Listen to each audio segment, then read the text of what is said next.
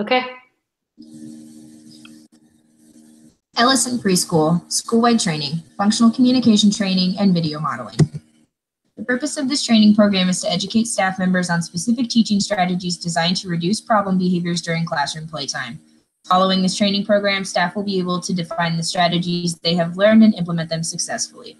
The problem behaviors being targeted by these teaching strategies are fighting between students and tantrums. These behaviors are caused by a peer attempting to take a toy from another peer without asking for a turn or to join. Ellison is an inclusive preschool that serves 200 students aged 3 to 5. 50 students are regular education and 50 are special education. Approximately 50 of the preschoolers receive speech therapy. Half of the 50 preschoolers who receive speech therapy are nonverbal, and 5 of them use PECs. The remaining 20 nonverbal students occasionally point or grunt, but are not using any other communication method. Functional communication training, or FCT, provides a replacement behavior in the form of appropriate communication. This enables the learner to obtain their needs in an acceptable way. Picture Exchange Communication System, or PECS, is a form of alternative augmentative communication that requires teaching skills to nonverbal learners. Video modeling utilizes technology such as video recording and display equipment to provide visual models of a target behavior or skill. A wide range of skills can be taught using video modeling, such as social responding, play, requesting, performing, and motor skills. FCT can be used by a variety of professionals within a school, including teachers, therapists, and assistants. Parents and center-based professionals can implement FCT as well. PECs can be implemented by professionals in school, speech, and therapy settings. Video modeling can also be used by a variety of individuals, professionals within a school setting, such as teachers, therapists, and paraprofessionals, and also parents and center-based professionals as well. The implementation plan will be done in 3 tiers. Tier 1 represents the classroom lessons that will be done by the teachers and assistants. These will be done with playtime skills, including but not limited to turn taking, sharing of toys, asking friends to play. This will include the entire population of 200 students. 75% of the student population falls only within Tier 1. Tier 2 will be the small group lessons on playtime skills via video modeling program. 25% of the school's population fall into Tier 2. This includes all 50 students who receive speech therapy services. Other students may be added to this tier as the teachers see fit from Tier 1 interventions. Tier 3 consists of 20 students who are nonverbal and will be learning the PECS program. 10% of the school's population fall into Tier 3. This will be all 20 nonverbal students who receive speech therapy and who do not know PECS. Tier 1 is about playtime lessons. Each month there will be a new skill taught. Lessons about playtime skills will be taught in all the preschool classrooms by teachers and assistants. Each month will focus on a different social skill. Monthly lessons will include games and group talks about skills that include cooperation, sharing, taking turns, asking for toys, asking others to play, and so on. And there's an example lesson on the right of the slide. Tier 2 is a video modeling. Students who are struggling with classroom lessons on playtime, as well as students who are in speech therapy services, will receive small group lessons about playtime expectations. Teachers will teach expectations such as sharing, asking for toys, cooperation with a video modeling program. And students will be monitored by the teachers and a speech language pathologist on task analysis that goes with each video to determine intervention effectiveness.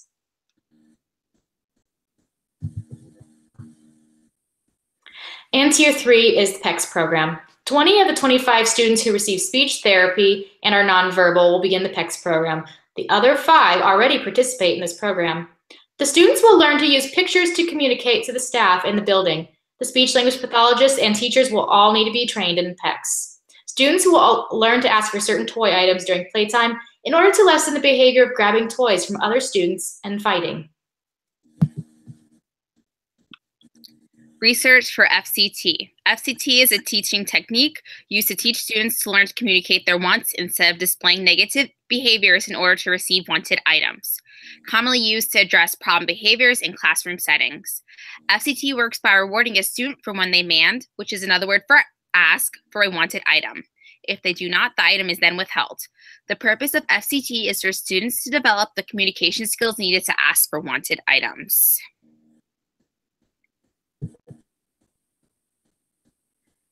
The steps for implementing FCT. Step 1 would be to select a student. Step 2, conduct a functional assessment. Step 3, define target behavior appropriate for functional communication training.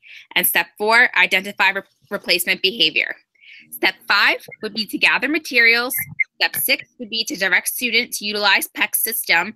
Step 7, provide rewards for utilizing the FCT system. Step 8 would be to collect data. For additional information on each step, see the training guide provided.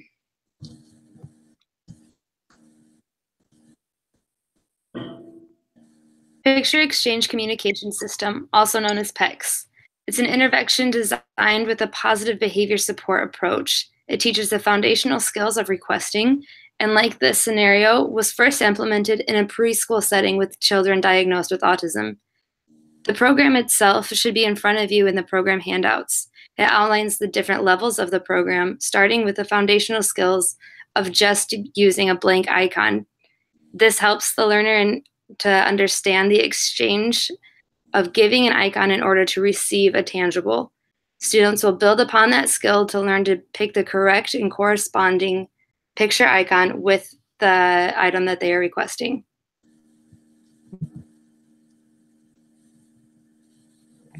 We have a video that shows what the PECS program looks like. As we can see here, the student will have already mastered the level of requesting with a complete sentence.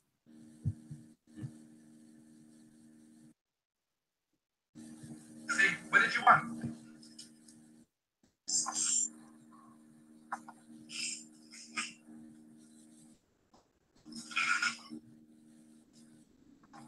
I want soda. Okay.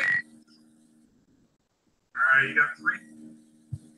As you can see, the student uses the icons to tell his tutor what item he would like to receive.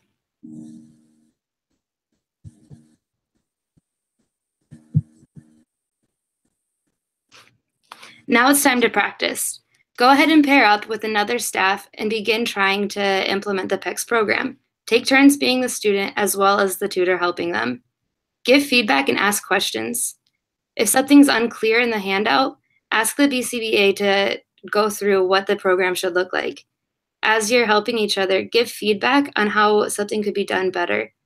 The goal is for everyone to feel comfortable and to be able to implement this program correctly, and for everyone to be doing it the same way.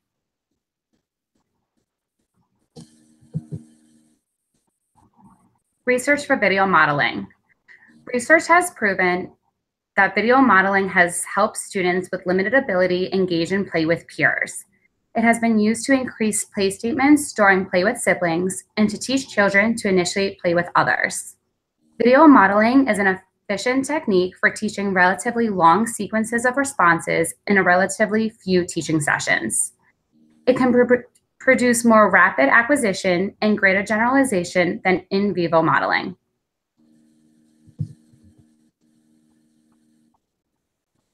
As mentioned earlier, video modeling is a teaching technique that incorporates modeling into its procedure. For our program, a video model will be recorded with peer models who engage in appropriate play. The video will be shown to a student before playtime. After the student watches the video, the teacher or classroom aide will tell the student to go play.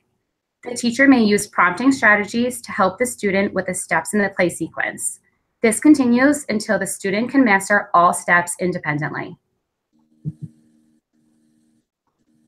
This video model is an example of teaching a student to initiate play with a peer. The video model would be used to teach the behaviors needed to engage in the initiation. This is how we ask our friends to play.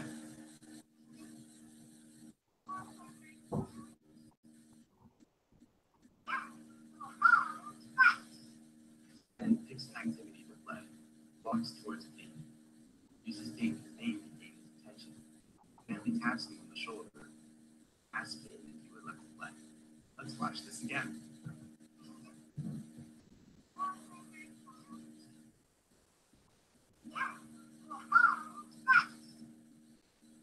This video would be shown to a peer before he made the initiation to go up to a friend. In this next video model, teachers were used as the models to demonstrate taking and see how you can implement this within your classroom.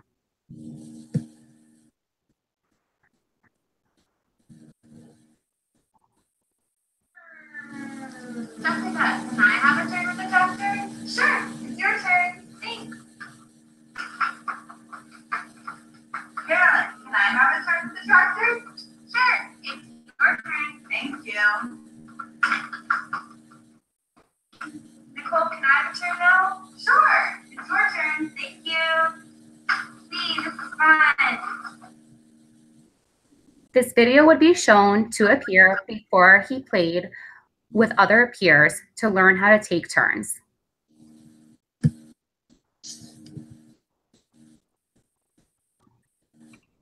The following steps should be followed to implement a video model for playing with peers. Step 1 would be select students. Step 2, identify sequence of play to record. Step 3, train models. Step 4, record play. Step 5, determine time to show the video to the selected student. Step 6, show the video. Step 7, direct the student to perform skill. Step 8, provide rewards for correct responding. Step 9, provide error correction. And step 10, collect data. For additional information on each step, see the training guide provided. Now it's time to practice. I'd like for each of you to pick a behavior you'd want to make a video to model to children. First, I would like you to write it down. Now, underneath that behavior, create a task analysis of the steps needed to engage in that behavior. Be specific. Prompting procedures for PECs.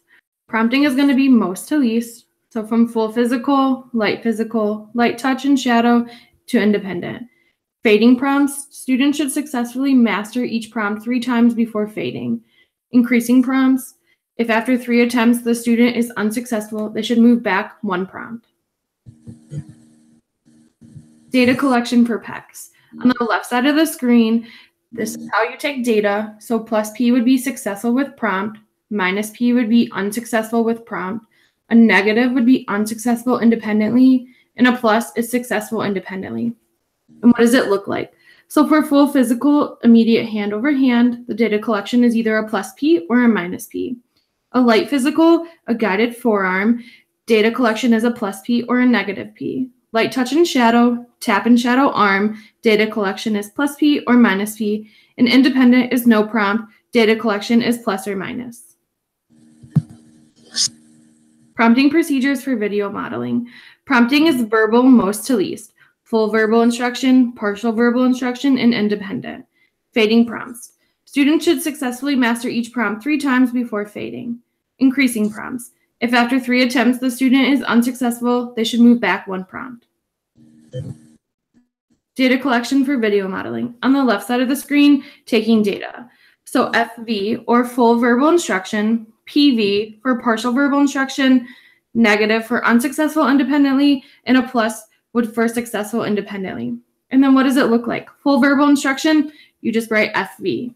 Partial verbal instruction, PV, and independent is either plus or minus.